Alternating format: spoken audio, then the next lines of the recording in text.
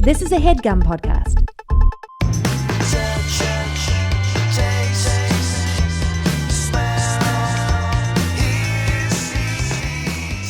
Want to go sit there?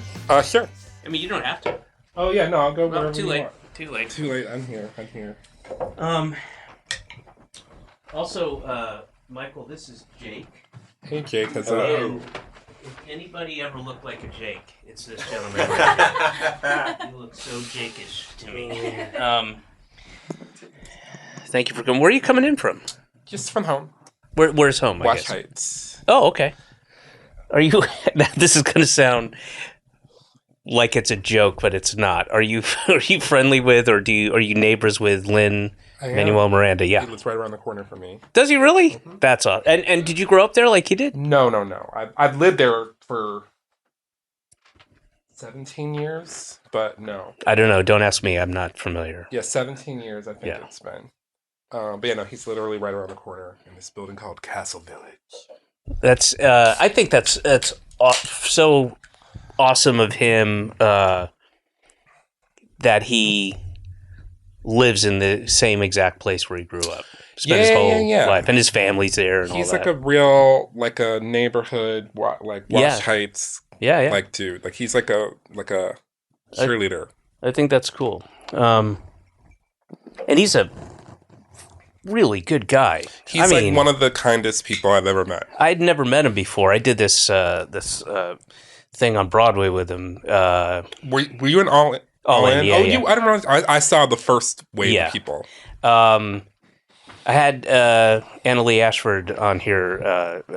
She was here 2 days ago, and we'll talk about that in a second. But who was also in it, and man, what a treat! The guy could not be nicer. Mm-hmm. Yeah, he's like super sweet. And he's look who decided to join us. He's like, well.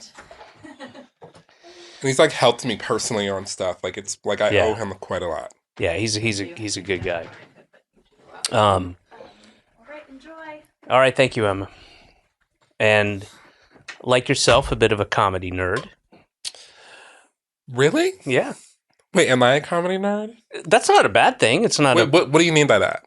Well, you like comedy. You like comedy that nerds like. Wait, what? Such as Mr. Show. Yes. Done. End of sentence. Okay. All right.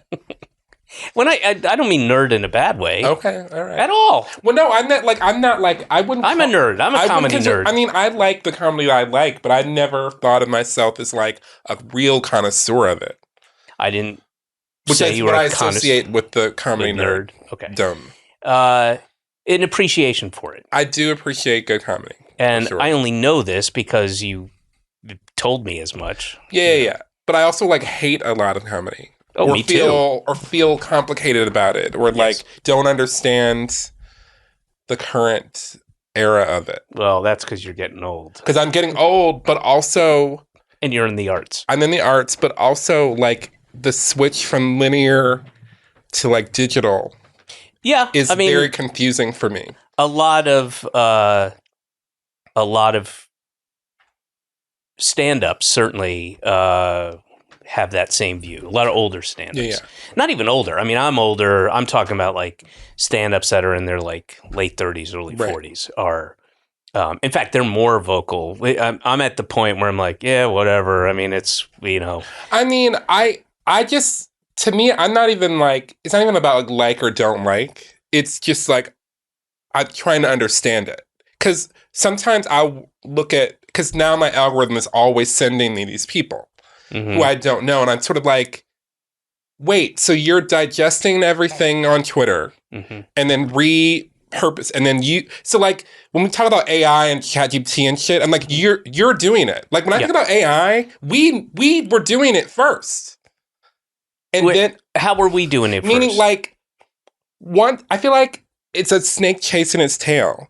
Like I feel like there's human AI and there's like digital AI. And the digital AI is just mimicking us, mimicking it, mimicking us, mimicking it. As it goes around in a circle. Right. And so like these people who just gobble everything up on the internet to then go do their sets. I see what you're saying. They're AI. I see what you're saying. So, like, if you're mad at AI, you're already doing it. You figuratively, not literally. Yeah, I get like you. I get AI is just filling. Right. It's just like filling. It's like, oh, there's a market for this. Well, the A in AI is artificial, so Correct. that will, that so says I everything. just like, but the leap from like what I came up on to this new thing, I'm just like, oh, that happened. Well, that's again, that's part of the I want to say frustration and I guess what's the right word? Like some of these comics, I'm going to say like in between the ages of like 38 and 47, let's say that, are I think there's a bit of jealousy because of the shortcuts that people are allowed to take. 100%. I mean, the people who have become like these multimillionaires overnight on YouTube is enraging. Yeah. Yes, I agree. But at the same time that it's enraging, I don't want to do that. Right. Because then I would have to be that. Right. Well, the frustration comes in, I think, in part, and I've talked to I don't feel as strongly about it as some of these other guys and women, guys just general, who get really kind of angry at the. It's akin to my generation of stand-ups feelings towards. Back in the day when people would get into stand-up so they could get on a sitcom. Right. And there was a lot of that. You don't really see that anymore. Yeah. And also sitcoms don't hold the weight that they used to. And the ones that exist are terrible. Well, they were back then too, for the most part, per capita. But the great ones were great. Yeah, for sure. Yeah. But there were, there was a lot of garbage and a lot of apples, a lot of shitty apples in the garbage. Filled with the garbage is apples, and some of them are okay. Right. So there's shitty apples in the garbage, but the garbage itself is all apples. So why even mention the garbage? Because we know that's okay. That's on me. Let's use another fruit. Clementines. I love the clementine. Who doesn't? Well, there are some people, and the acid they don't react well to the acidic nature of it. But all right, fuck it. We'll use a different fruit. Pear, a Bosch pear. I'm indifferent to pears. Oh my God. Grapes. Everybody loves grapes. No, I don't like grapes. You don't like grapes? I don't what the dislike fuck is wrong grapes. with you? I don't dislike grapes. I'm just not that into grapes. Okay, what's your least favorite artificial fruit flavor when you have it in like cake or candy or whatever? Artificial will probably be cherry. Okay, mine's banana. I like a good banana, but I don't like artificial banana. It doesn't taste good. I don't think I've ever had artificial banana. You have. In Michael, you have. What would I've had artificial banana in? May I remind you of the special weekend we spent in Reno in August of 2018. We went to the convention. The artificial banana convention. Okay. All right. You took me. I was struggling with addiction at that time, so this is why I may not remember that. Okay. Actually, can I say you weren't struggling? You were like full on in it. You had just you were doing okay with addiction. I was in the throes of addiction. Yeah. Yes, going back to the thing, the dismissive contempt that my generation of comics had for people like, I'm going to get into stand-up and I'm going to get my 7 minutes and I'm going to go on the improv and I'm going to kind of affect this character and then I'm going to get famous and I'll go on a sitcom or do whatever. That was, I feel the same sense from these younger stand-ups who are, I think part of it is just being on the road and the grind of being on the road and paying your dues, quote unquote. Yeah.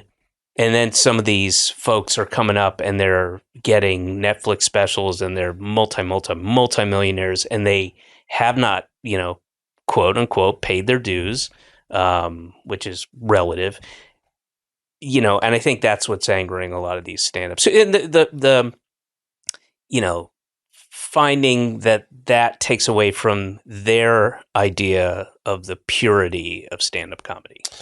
I suppose. But I guess my take on it is, I'd like to think that my take on it is a little bit different in that I understand people have always gotten in through backwards doors and unfairness and nepotism and all those things. And so, like, I get that. I'm literally talking about the actual jokes and the actual Yes. comedy. Okay, yes, that's That for me is the Yes. thing where I'm like, and trying to figure it out, and I'm like, wait, But have again, people become have?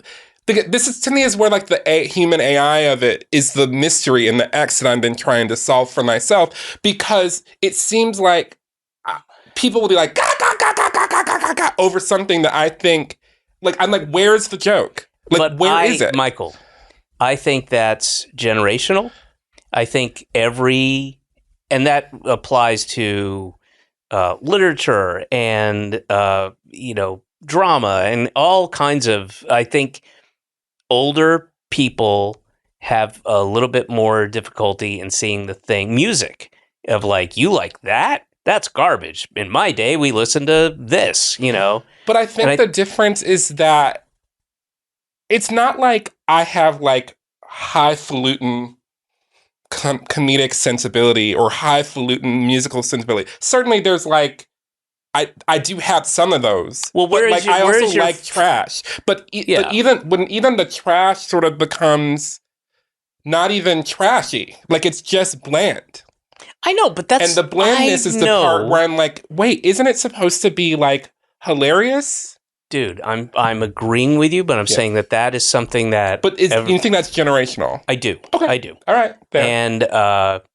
And where is your level of falutin? If you're not highfalutin, are you? I mean, when it comes to comedy, me, are you mid-falutin? I take each thing as it comes. Right. Like, it's So it either is funny or it's not to your me. falutinness is all over the place. Yeah, like depending some on stuff I think is great, and some of it I think is bad, and some of it I just don't get. And I know that some of it I'm not gonna get because I'm not 27. Mhm. But I also know that, like, when I was 27, I like there were older people who I related to. And now I relate neither to the old or to the young. And so I'm like, and so part of what I'm even responding to is that one thing that used to be more true, and I say this in music and arts in general, is that there was a kind of cross-generational, there were people who had cross-generational appeal, or that the idea that you could appeal not just to like your demographic seemed to be more of a thing.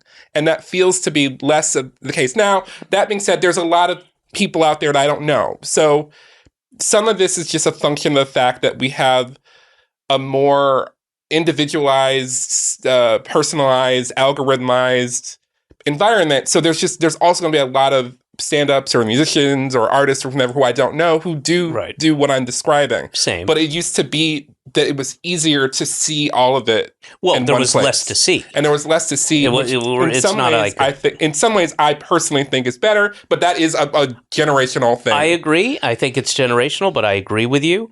I think the younger generation would disagree. Mm-hmm. I mean, at some point, somebody, I'm sure, has said in the last couple of years, like, oh my God, can you imagine if there were only like 500 channels on TV?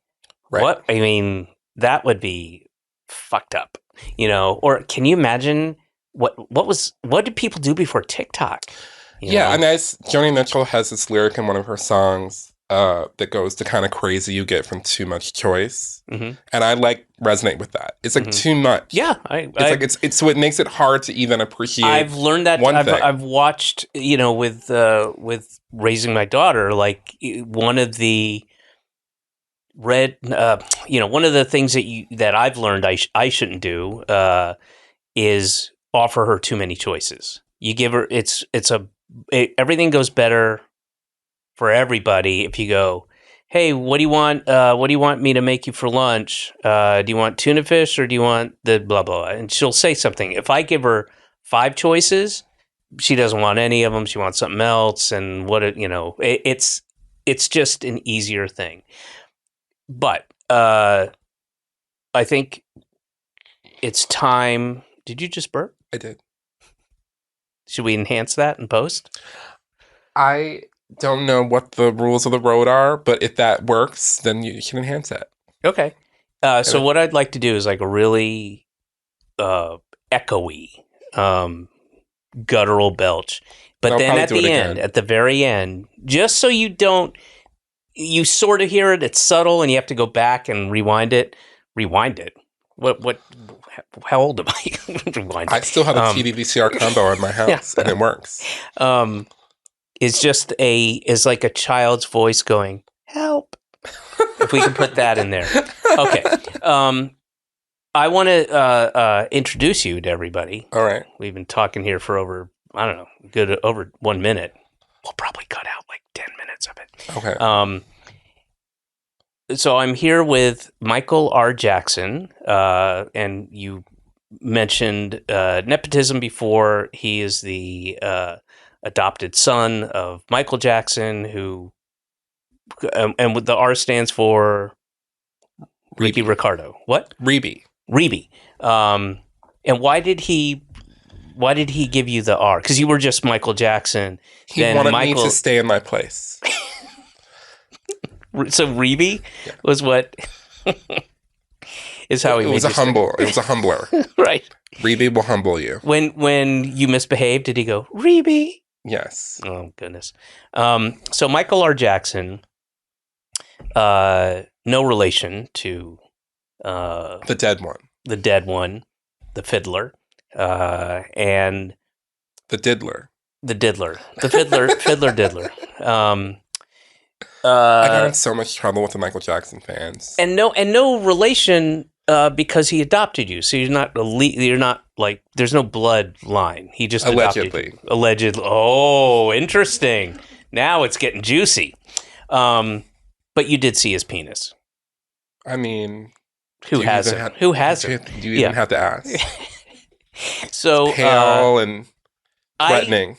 I didn't know you or your work until my wife Amber Tamblin, who we got to get back on the show because we'll figure that out.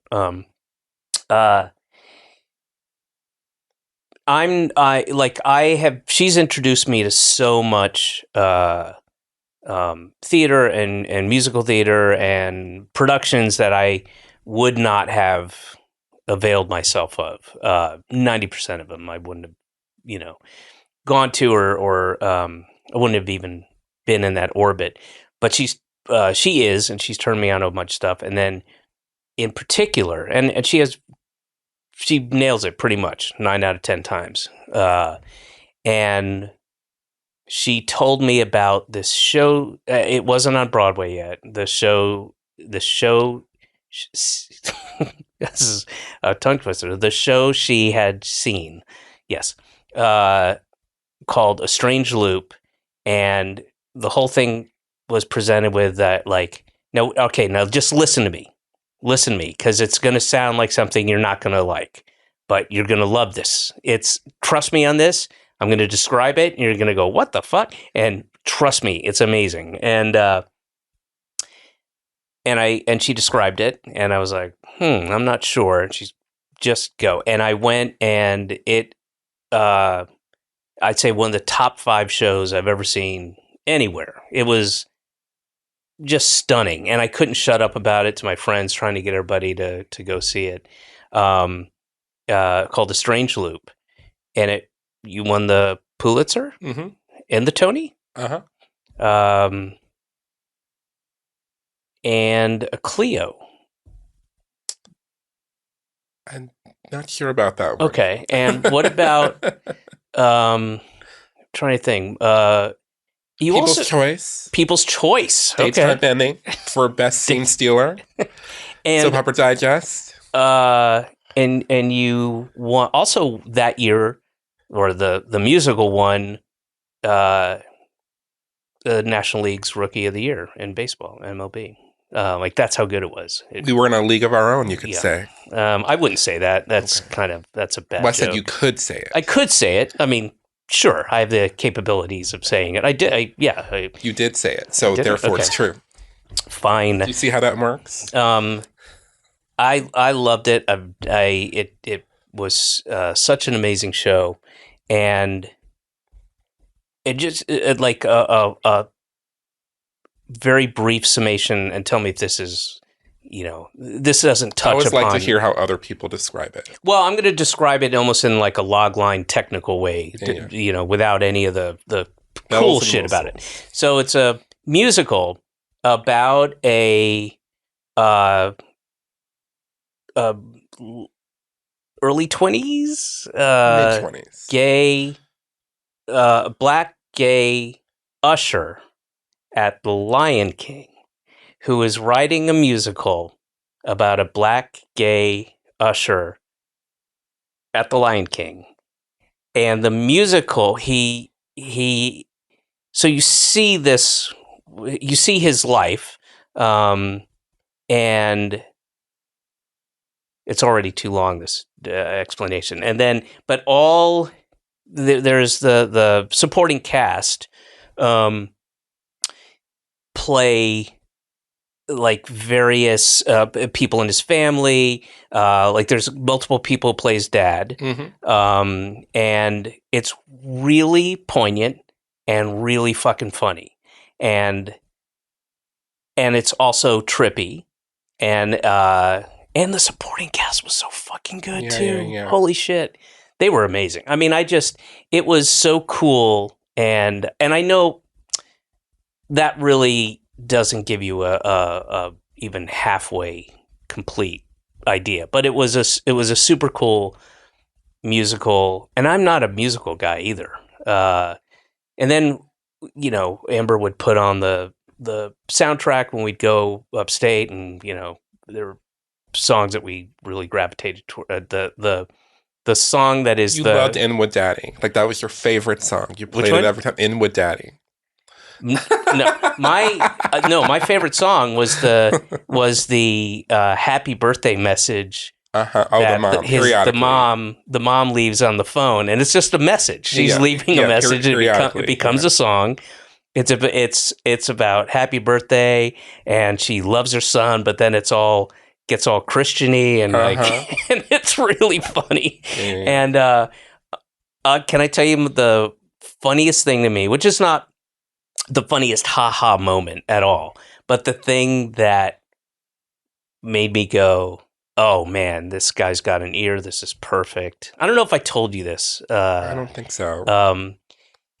It's one of the characters, he goes home and the family's there, and one of the characters is talking about another character's house in Atlanta, and refers to it as a chateau, which I grew up in Atlanta, had a lot of black friends. That is the most like middle class black Atlanta word for a house, that they would call it a chateau. Was like, God, you nailed it. So I wish I could take full credit for that. That is literally a specific reference to the Real Housewives of Atlanta. Is it? Because there's a character, a woman who used to be on there named Sheree Whitfield. And it was this whole storyline where she was building a house that she called Chateau. Yes, I love it. Chateau. The Chateau. Sheree. Yeah. And it always was the most absurd and, yes, the most black middle class thing of all time. And Atlanta, specifically. Specifically Atlanta. And so I had to because the show has a lot of references in it. Yeah. And there were certain things as I was writing it over the years that just became important pop cultural markers, but also character-y kind of things. Well, there's a ton of that in there. I mean, and it just all I'd never heard that before. I was man, you nailed it. To this guy in row 4, seat 112. I was like, oh, that is the absolute perfect thing for that character to say. I'm a cultural custodian. Well, I appreciate it. Thanks for cleaning up. Yeah. We had a spill in aisle 4. I'm right there. And unfortunately, and I wouldn't even say surprisingly, I'll say shockingly, it closed shortly after all these accolades, and it couldn't have been that expensive a production amount. Well, I mean, it didn't have like Aladdin shit in it. Yeah, it was a longer run than most, but like by Broadway standards, it was definitely a short run. We ran for like 9 months. Oh, that's. But I mean, it that is a long run. But it's we closed didn't recoup our really investment, but it was. But even after Pulitzers and but that's sort of like Tonys and. But I think that those the times are changing. Like those things don't mean as much as they used to, especially to the box office. Right. It's just a different era. Those sort of things, like a Tony win, all used to like you could like, and it could give you like a lot more a longer run. And it just doesn't mean as much. Just like the critics don't mean as much. Right. Well, that's a good thing. Which is good, but it's also hard because you also use that to advertise it. Right. But then it's just but now more, you can, it's more word of mouth than anything. The review for, and I haven't seen it, so I'm not passing any judgment on it. But the current one of the current hot shows, Operation Mincemeat, came over from England. There's on the poster on the subway. It's there on the C train. I saw it this morning. Of the reviews, the first review above it is, and I'm paraphrasing this, but it's New York Times, and it says, the reviews have been extraordinary. So not even, they're not even giving you they're just saying it's been well reviewed. It's not even like the old days. I used to usher at the Lion King, and they used to have this famous... They used to have this famous quote. I think it might have been Newsday or something like that. It said, "It's like being in a dream awake." Was like one of their big pull quotes, and people used to like make fun of it. But I heard the marketing people got mad because they're like, that really helped sell them tickets. It's like being in a dream awake. How the fuck did they know? I don't know. That's bullshit. I don't believe any of that marketing shit. Metrics. I don't know. I find it fascinating, and I'm being facetious, that people can hold so much power over a project from its inception to being completely finished, who are in the marketing department. Like the marketing department has, and I learned this the hard way with the Run, Ronnie, Run. The marketing department has all the power, and they will take credit for the things that are successful that may not have a fucking thing to do with marketing, and they won't acknowledge their role in shitty marketing or meaningless marketing that had nothing to do with a success or a failure. Oh, I also just remembered another one. I think this was Mamma Mia. You already know you're gonna like it. That was like one of the reviews said that, and I just always think that was hilarious. There's a very smart cynicism, kind of manipulative. That's like one of those like Darren Brown mind trick things. Think and grow rich. Oh, I guess I wasn't going to see it, but I know I'm going to like it already. But my favorite marketing is, there was this musical that I think it was in the 90s, maybe late 80s, called Grand Hotel. And it was this commercial you can watch on YouTube, and there's this woman who's like, "I loved it. It's the music, the dancing. It was fabulous." And then later on the country, he goes, "I'm going to see it again 2 more times. My husband works in the area." It's the greatest commercial ever. And like I heard, they left that in. Yes, but like I think that commercial, when it was on TV, like in that era, people like got very excited because they did this. It was like that Man on the Street, like Oh, I know exactly what you're talking about. They play in the hotel loop. Like, my husband things. Works in the area. And it's so good, and it made people excited to go see Grand Hotel. And I think they won a Tony. Or some Tonys for best commercial. They won a Clio Award. There you go. There was a in Vegas. I'm going way back to 90s. There was one of those in-room thing. It's just on a loop. And there was a guy. Whatever the show was, I don't know. It was like, who were the gay lion tamer guys? The two Siegfried and Roy. Siegfried and Roy. They were gay. rumor has it. Okay. And it was one of those big, spectacular things. So you get like, the camera's placed like way the fuck in the back, and you seen kind of a flash pot or whatever, some things. And then cuts to a guy, they're coming out in the lobby. The guy, and he's, for those of you listening, not watching, he squeezes his eyes. He's describing the show. He goes, "It was phasmatastical."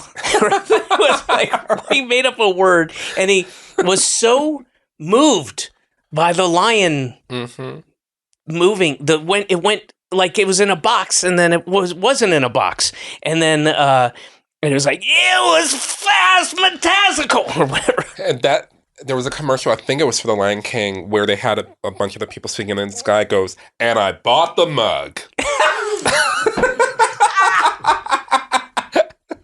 Yeah, you were waiting for that. You're watching the whole time going, yeah, but did he get the mug? All right, move. Don't bury the lead, my friend. He did. He did buy the mug. What was the mug for? I think it said like Lion King. It might have been Aladdin. It was like one of those shows like, and I bought the mug. Like was part of they cut to this guy. It was just so funny. I used to love those commercials. Oh, I still do. Those are great. And some they used to play in little monitors outside of the... Or like this in the cab, when you get in the cab. Yeah. And the Sandy Kenyon here. Oh, man. Was it not Sandy Kenyon? Or who's the guy who... he might still be around. When you get in the taxis in New York, they'll... they immediately start this little monitor will play commercials and stuff after like the please buckle up thing, and you can mute it, you can turn it off, and I urge everybody who's going to be visiting the New York City area, if you get in a cab, turn that thing off. It'll be super annoying if you don't. You can feel free to turn it off or mute it. But there's a guy. It's not. I don't think it's Sandy Kenyon. He does the review, the movie review. He's got kind of like a oval shaped head. I'm gonna guess he's around 50, kind of. Sandy Kenyon. Maybe it is Sandy Kenyon, but I feel like I know that name from something else. But he's a guy. He just does the review. He doesn't. I don't think he does it for like Channel 5. Like New York One. Yeah, he doesn't do it for New York One. I don't think it's just like the. And he goes. I don't know. But he will tell you whether to see the movie or not, whether you liked it or not, and regardless of whatever movie it is, regardless. So it could be, big, and they're mostly like the big tentpole things. My recommendation: see it. Oh, I know who you're talking about. Yeah. He's got the beard, the goatee. And he does this with his finger. Oh gosh, I can see his face. I know who you're talking about, and I can't name his name. And because of the nature of whatever they're doing, Howard something. Yeah, it could be Howard. Yeah. My recommendation: Gene Shalit. No. Gene. I know. God, I can't think of his name. Oh, okay. Well. He always gives it a positive review. There's no reason. It's just bought and paid for. Not necessary. People are going to go see fucking Deadpool and Wolverine anyway. Whether the stranger in the back of the cab goes, my recommendation: see it. Minecraft. Yeah. See this movie. What an exciting, there's no real thing. Can you imagine if that was your job? It's got thrills. And other things that end in ills. I don't know what I would do if that was what I found myself in life as the guy who likes every movie.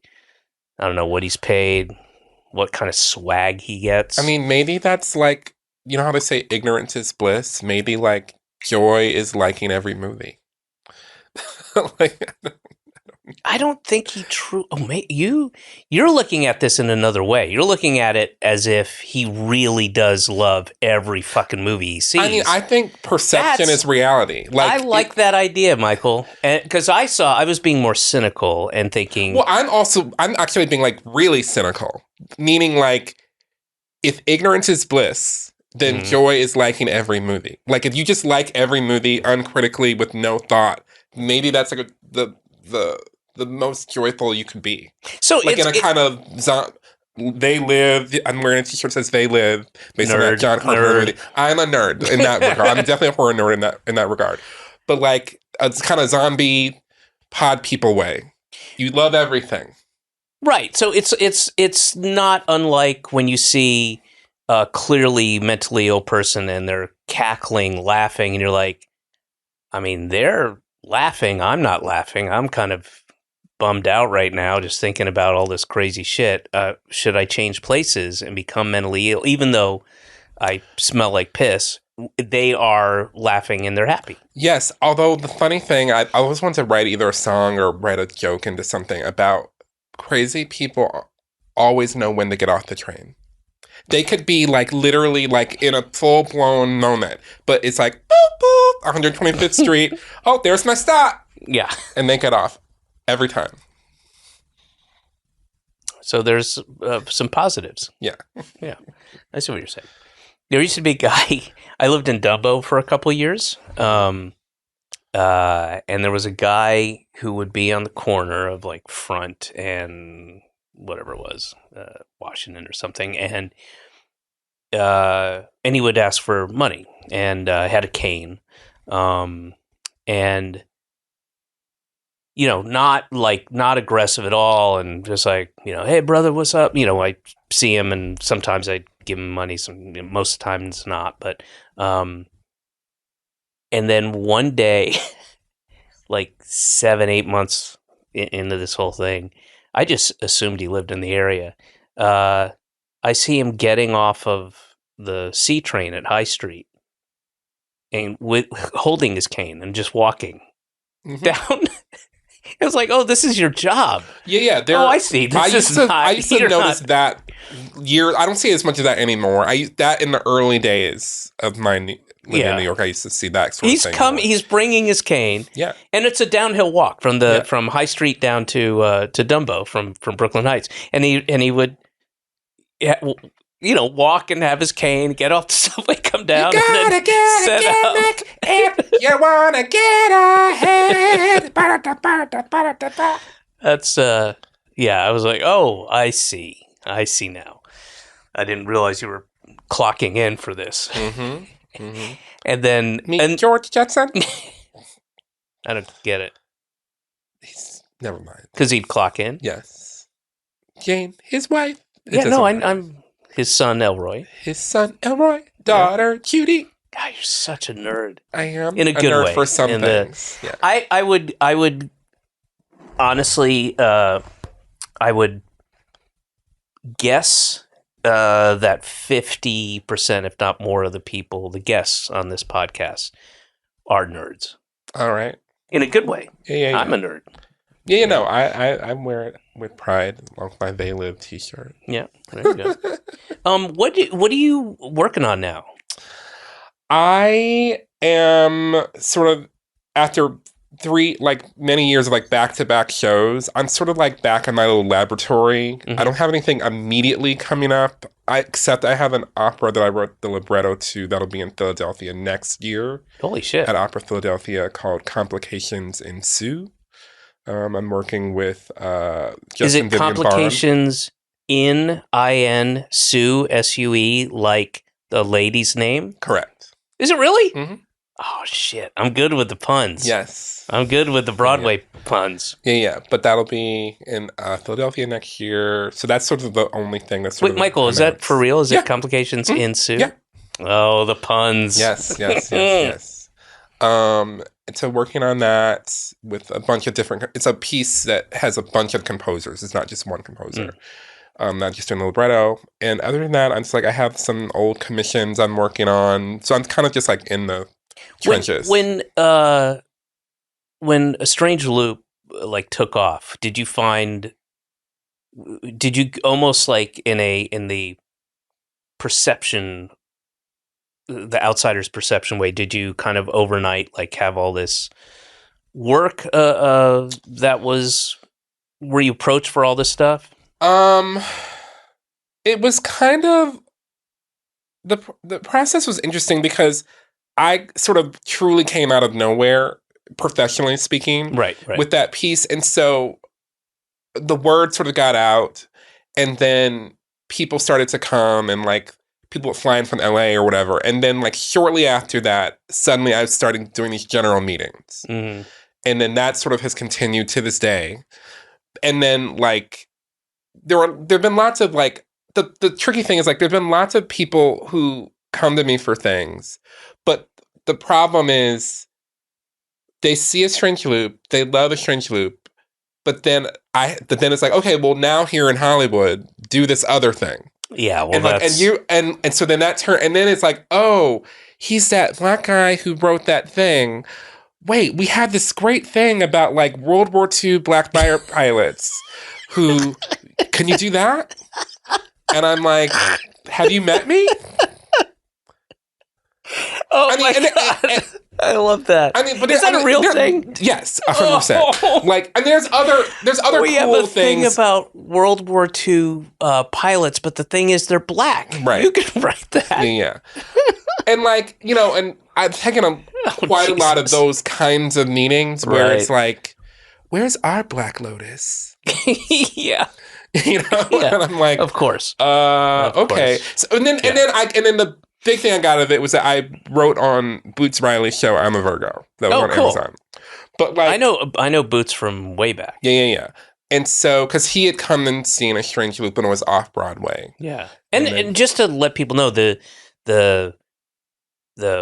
history, the gestation of A Strange Loop was like a decade, right? Yeah, it was longer than that. I started working on a monologue called Why I Can't Get Work right after I graduated from college. Mm-hmm. And that became the like seed of the piece. And then I started writing music when I went to grad school. And so from then, 2003 to Strange Loop was 2019. So 16 years to off-Broadway, and then 18 years to Broadway. I mean, that is dedication that a lot of people don't have. Yeah, and it's something I say, you know, whenever I talk to students, like art students or whatever, writing students, is I'm like, it wasn't consistently, like I worked on other things during that time, but like I just, for whatever reason, just decided to stay working on that piece. Like there was something about it that I wanted to keep working on. And it was also because I was ushering on Broadway and seeing what was there, and I was like, oh, I don't do that at all. Yeah. So I might as well just do what I want to do, and maybe I could get a nice off-Broadway production somewhere. So then when I got that for me was what I thought was the ceiling. Mm-hmm. And it wasn't until like it got such a positive response that my producer approached me about seeing if we wanted to try for Broadway, and I decided to sort of try to be more ambitious. Have you seen its influence anywhere on any shows? Oh, yes. I mean, I won't say that its influence is on any shows that I've seen, but there's certainly lots of young writers who I hear their log lines for their musicals that all are these like meta musical things, like so many things. And like, and it's funny, I actually talked to Lin-Manuel about this, as he said he experienced a similar thing with like Hamilton, where, and I don't have Hamilton clout or money or anything, but like none of us do. None of us do. But he was like, oh yeah, like he could see all these people trying to do these like historical revisionist things after that show. Like more like it was a real uptick. So, but I don't personally see the influence anywhere like on Broadway or anything like that. Right. No, you probably will at some point. It's bound to happen. Well, then I'll just call my lawyer. All right. Right after that. What's the last, or not the last, but what shows have you seen that really impressed you that you loved? Oh Mary. That. Number one. Loved it. I've seen it 6-7 times. Bob, like it is my favorite thing. Cole is my favorite thing. Like, that whole cast: Bianca Lee, Jane Scully, Conrad Rickamora, like all of them. Like I love it so much. It's like one of like that to me. Oh Mary is like the thing that blends the old and the new. With me, and so that's where I'm like, when I'm trying to figure out this comedy thing, I'm like, that does it. It's like, it's not, it's like quote unquote stupid, but it's not stupid. It's like smart stupid, but like actually kind of sophisticated. And then you add the performances and the sensibility, and it's just the greatest thing ever. It's Bob Odenkirk and his wife Naomi, who are not theater folks at all, really. Were like, you have to go see this. It's amazing. It's great. They had seen it, so they took Amber and I, and they were seeing it for their second or third time, and it's so impressive. But one of the things I liked about it is taking the piss out of camp, and I do not like camp. I don't like that stuff. It takes a piss out of camp while also being camp. Yes. In a really smart, cool, and not in a meta way, really, but because the character, it's fully observing that character's. It's so funny, and also probably the most laughs per capita at a show, at a theatrical show than I've ever had. Mary likes ice cream on her pussy. Yeah, I really, really enjoyed it. And every time I've seen it, I laugh in all the same places and more. Yeah. And so I just am such a huge admirer of it. It's it's the kind of thing I would love there to be a tradition of. Yeah. And I told Cole, I was like, I want a 22 episode order of it right now. Like, I want to see Mary Todd Lincoln in like different situations, crazy idea across time. Like, I want to see Mary Todd Lincoln in World War II. I want to see Mary Todd Lincoln in Vietnam. Yeah. I want to see Mary Todd Lincoln, in space, like on Star Trek. Yeah, but you also need the character and the grounded character of Abraham Lincoln. Yeah, I mean, he should also be there with her. Like, they all should just go from era to era as themselves. I don't know about that, but I really, it's pretty great. So that's like my favorite thing. I also really liked the happy ending. I thought it was a really beautiful show. It's a really beautiful show. About the robots. Yeah. What else?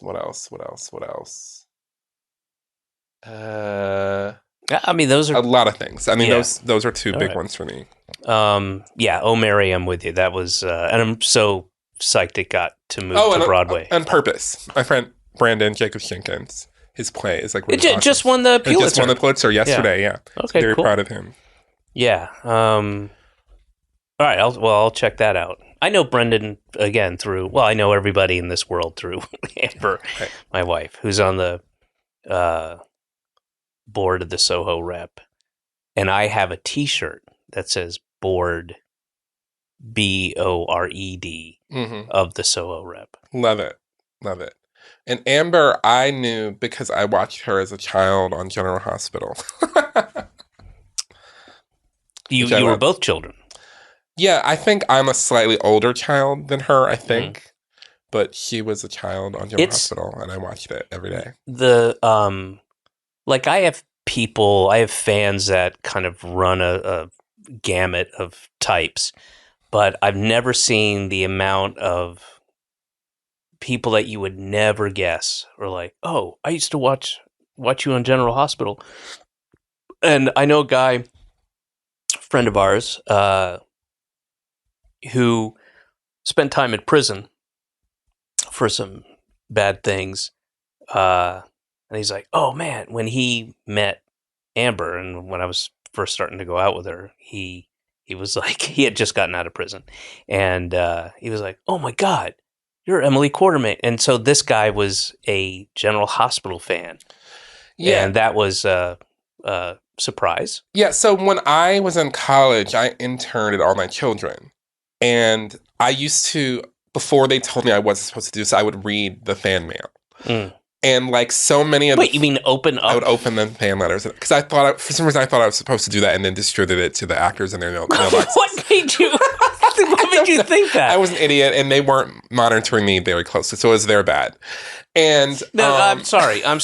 This sounds like you just... I was breaking the law. I was opening other people's mail. A flimsy justification of like, I didn't know I wasn't supposed to not do it. I was a 20-year-old felon, whatever. Anyway, but a lot of the mail would come from prisons. Yeah. And there would be people being like, "Dear Erica," or like, whatever. Like, or this storyline meant a lot to me, or whatever. Or a lot of the fan mail would be like, "I hate Erica's hair. Erica's hair is ruining the show. If you don't change it, I'm never going to watch All My Children ever again." So these prisoners eventually got released and got access to the internet. Well, no, these were like handwritten letters. I know. What I'm saying is that's the same. Oh, got it. It wasn't that funny or that clear. I apologize. I'll rework it. We'll fix it up in post. You should work on it on the road. I will, yeah. That'd be great. I'll just, in the middle of the set, go, "Hey, guys, if you give me 5 minutes." I'm going to catch a rising star.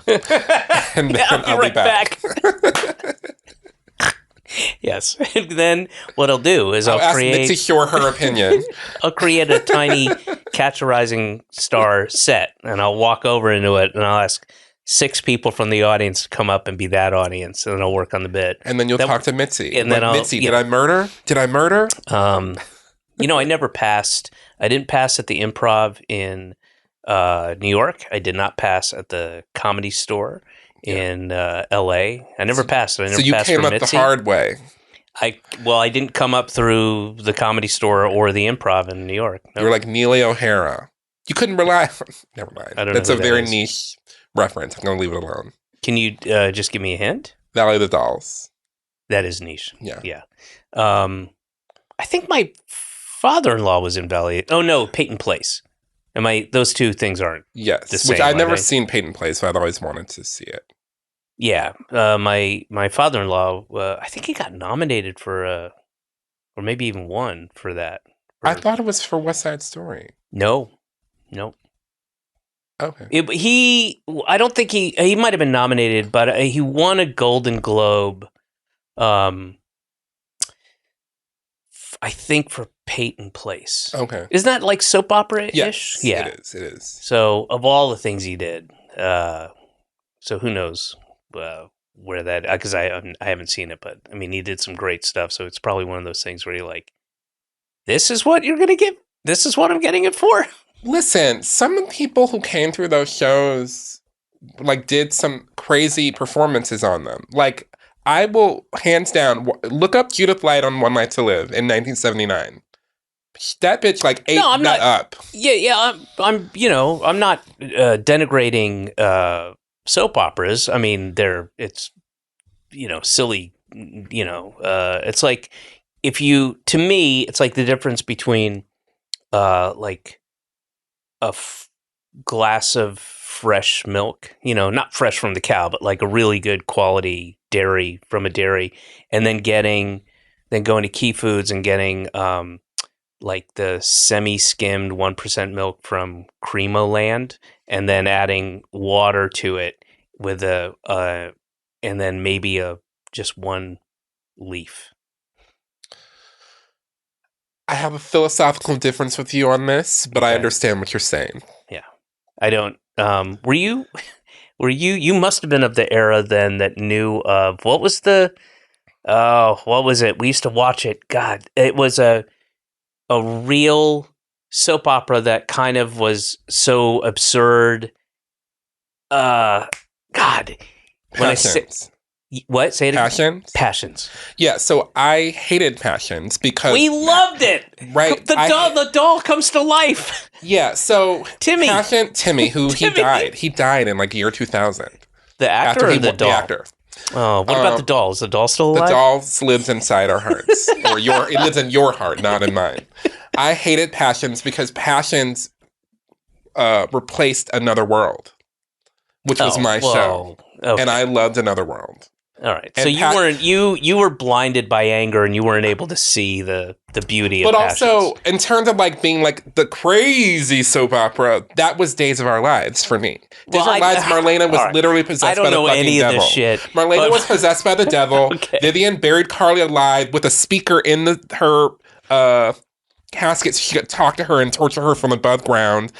Like, aliens came down. Like, so many crazy things happened on Days of Our Lives that, for me, Passions... that sounds like a typical day in our life. But, like, as compared to Passions, I was just like, fuck off. Like, you killed Rachel Corey and all my people. All my Passions didn't people. do it. You killed all my friends. It wasn't You Passions killed all that did my it. fucking friends. All my friends. Murdered all my friends on another world to pave way for the fucking doll. Like, I was pissed, and so I never it was watched so it. good. It was so bad. I mean, And it the was witch, Hecuba. Yeah. Ugh, it was Tabitha. so bad. It was good. It was terrible. Well, I already and we had loved that. it. I already had that with Days of Our Lives. I understand now that you're telling me about it with like somebody being buried alive with that's Guiding great. Light had a clone. Reva died, and Josh was so upset that he went to a scientist to clone his dead wife.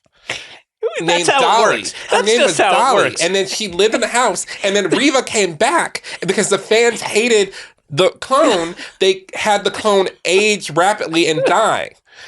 But that's how you so the scientist who has the ability to clone a human being is down the street.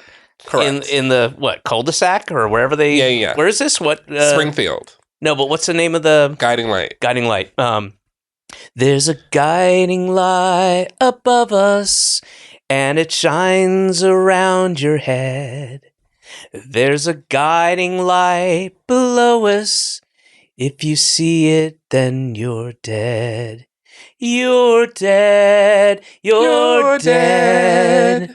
Believe me when I tell you, you're dead. That's the Guiding Light song. That was the theme song. Well, that's for many I years. submitted that, and they said no, thank you. But But then they did release the disco remix. They it was the B-side to A Fifth of Beethoven.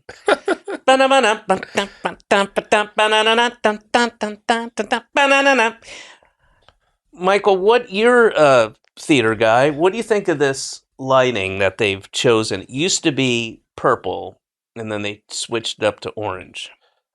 I like it. It's a little David Lynchian for me, which is not a bad thing. Yeah. Okay. Do you want to see the purple? Sure. Nicole? Give me 1 second. And these were orders from LA. Okay. Switch the goddamn planner color. Here we go. And it was here, toss it. Yeah. Which purple? The top or the bottom? I think the darkest one. Darkest one. Where's the thing? It's not. Nicole, what's going on? the button isn't. It's not. Nicole, what? Seriously, it's not. I mean, I've literally put it. Well, You might have to angle it. oh, I'm holding it the wrong way. Okay. Oh, wait, people don't like that? I have no problem with it. I think that's really remarkable. Yeah. You know who prefer has, you know what? Marketing and analytics. They say purple is out. They said we can't Purple promote is the for show. fags. Yep, that's what they said. This is always what I'm coming up against. This like homophobia that just follows me around. And into the analytics. Yeah, Fucking analytics. Homophobic analytics. Oh, now it's not going You back. need to keep that. That's so good. All right, you hear that, Nicole? For me, Tell them. Tell tell those LA. fuckers to fuck off. Tell LA to fuck off. Tony Award winning, Pulitzer Prize winning, Michael R. Jackson, Grammy Award losing. I'm a 2-time Grammy Award loser. I lost the Grammy Award to Stephen Sondheim. Well, if you're gonna lose a Grammy, and I lost the Olivier Award to Frank Lesser. you were nominated for an Olivier. Mm-hmm. That's great. Yeah, that's awesome. It was very nice. Got to go to Royal Albert Hall. Did it play in the West End? Oh no shit. Yeah. Oh, right on. Oh, yeah, that's great. That was a short run as well, but I mean, but it was always going to be a limited run there. Yeah. But yeah, it was really nice. We had a great production there at the Barbican. Was it the same cast? Any of the same folks? It was all Brits, except wow. for we brought over our Usher understudy, Mhm. did Usher. So it was like one American and all these Brits, and it worked great. And last week, I went and saw the Canadian premiere of The Strange Loop, Oh, wow. which was wild. Like, those Canadians, like, let their hair down. In what way? They just, I think it's because they're not American, I think they're not afraid to just be quote unquote stereotypical in some of the parts. Like, they just go for the broad comedy of it, which actually energizes it. They're not I don't know. I don't know about I can that. show you recordings. Like, they were so good. I loved what I saw. No, I'm not saying it was better. I'm just saying that it was gayer. It was unhinged in like a really great way. It sounds in the like parts where it needed to be unhinged. Well, I like the hinged part. It sounds like you're saying it was gayer. It was not gayer, but it was like You're saying broader, and the stereotypes. Yes, there were some. So, for example, there was a family scene where the family, it's like Usher's sort of Tyler Perry style family scene. I fucking love that. Where they're just screaming at each other. That's where the Chateau line is in. No, that's in Writing a Gospel Play. That's when he's like imitating. Oh yes, you're right.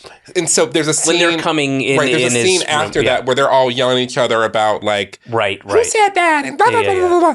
But the Canadians, like, that scene would be very easy for like a lot of black actors to feel like, oh, these stereotypes.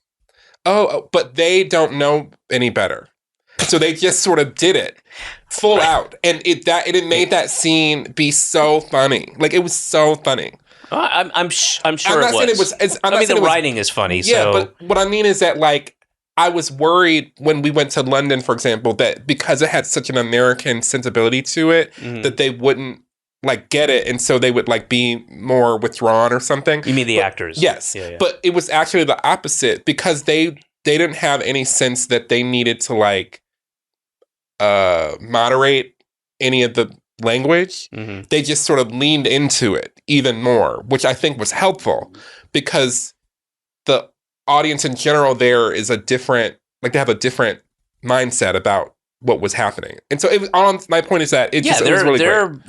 Their brains have been warped by, free healthcare. Correct. Yeah. And so they see everything through the prism of lack of fluoride.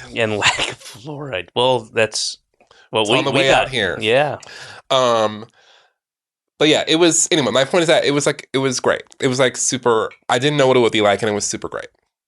Cool. Well, that must have been also a nice little treat, a feather in your cup. Yeah, and I took my mom and dad with me. Nobody puts feathers in a cup. A feather in your hat. Yeah. Feather in your cup. No, I don't know where that came from. Well, it's Britain. They might put, who knows with those people. They're crazy. Yeah, that must have been nice. Yeah, it was cool. It was cool. Anything else? About anything. It doesn't have to be about. I feel like this is always the part where someone's like, "Well, with everything going on," but I don't really have anything to say about that. Yeah. But do you? That's not what I meant. Is there anything you'd like to? I don't know when this will come out, but anything you'd like to plug or mention, or you've already repped O'Mary and what is it? Maybe happy ending. Maybe happy purpose. Ending. A purpose. Yeah. I don't think so. I talked about complications and so. Can we see you at Mary's Crisis anytime soon? No, I've never been. Really? I've literally never been. In all these years, I've never been to Marie's Crisis ever. Oh my God. John Roberts took me there, and I was like, actually, the Supreme Court Justice? Yes. Wow. That I would pay to see. Yeah. Lindsey Graham was there. Mm-hmm. Oh gosh. Mike Pence was there. It was very special. No, John. Do you know John Roberts? I don't think so. The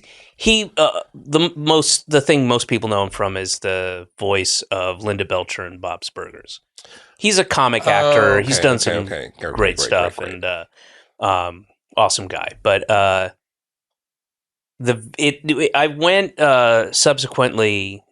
To let everybody know, so Marie's Crisis is a small piano bar in the Village, gay bar, but straight friendly gay bar, but mostly piano bar, where people will sing musical theater songs mostly, and the dynamic at play there is fucking fascinating to watch. People angling to be the person who sings, because the guy sits there and he plays on the piano, and it's not very big.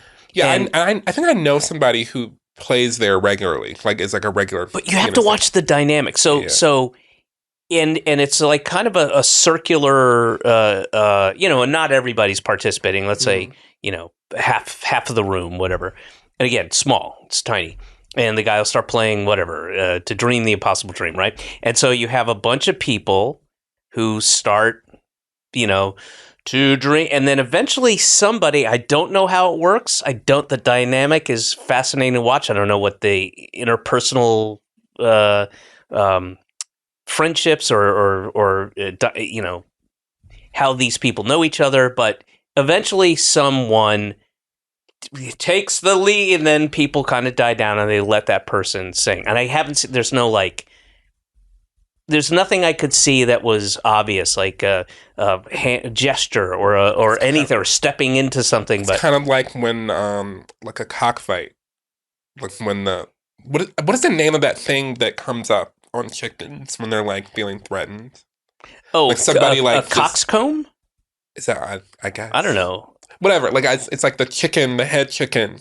Right. Like, I'm gonna sing the Impossible Dream. It is like that, but they have to share it. There's no. It's not like the rooster is always the rooster. Like, so it was just fucking fascinating to watch, because there's no words are spoken.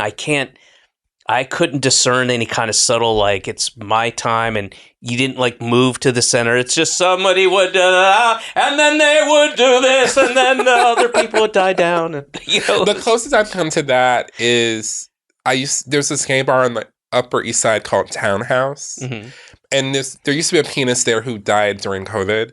But he was like the most incredible. I'm sorry, could you repeat that? There was a pianist who died during COVID. A 12-inch pianist? A 12-inch pianist who died during COVID. And you could go up and sing like show tune things. Yeah. I would sometimes when I would go to Townhouse, I would do that. And I always did the same thing, Bill from Showboat. And you didn't do your own thing? No. You didn't like sneak it in and try to see if anybody recognized you, like, hey, you're what? But you... No. That's not the move. Not the move at the Townhouse. And I don't know what it's like now or who the new 12-inch pianist is, but like, I'm more of a karaoke guy. Like, I prefer, like, I love musical theater, but I'm not dying to go somewhere and sing musical theater. I want to go to karaoke and sing Celebrity Skin by Hole. That's like that and Stay by Lisa Loeb. Those are my two go-tos. Ooh, Stay. Oh, yes. Well, those are two very different songs. They are. But you start strong and you finish. You say, I only hear what I want to. That's all I know. I don't listen hard. I don't pay attention to the distance you've been running to anyone, anywhere. I don't understand if you really care. I'm only hearing negative. No, bad. Oh, hang on. Ethan Hawke is here. Yes. Oh my gosh. That would be so funny. Did you ever watch Reservation Dogs? I've never seen it. Great. And I mean great. Like absolute. And that's Tarantino? No. No. That's Reservoir Dogs. Yeah, that's Reservoir Dogs. This is a TV show about kids and people on a reservation in I believe Oklahoma. And it's a great show. Great acting, great writing, it's really good. Great casting. 'Cause